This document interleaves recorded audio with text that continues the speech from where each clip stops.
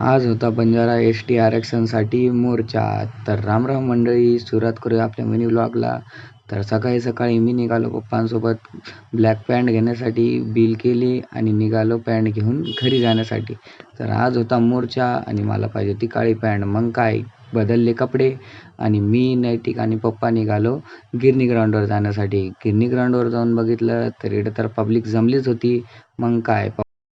मग काय पप्पा बोलले गाडी काकाच्या घरी लावून ये. मग घेतली पप्पांजवळून गाडी आणि लावून मी आणि नैतिक वापस चाललो गिरणी ग्राउंडवर जाण्यासाठी. गिरणी ग्राउंडवर जाऊन पोचलो तर इकडं बघितलं वैभव आले होते.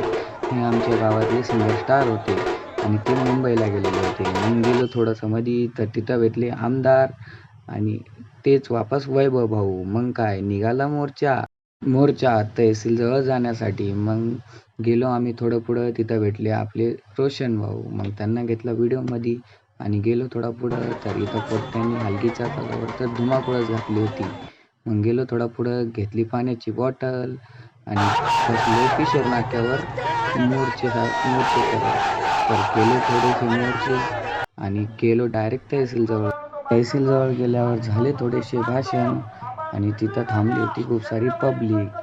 मग काय, घेतला थोडासा व्हिडिओ आणि झाला भाषण खतम. तर निघाली सगळी पब्लिक ज्याच्या घरी जाण्यासाठी.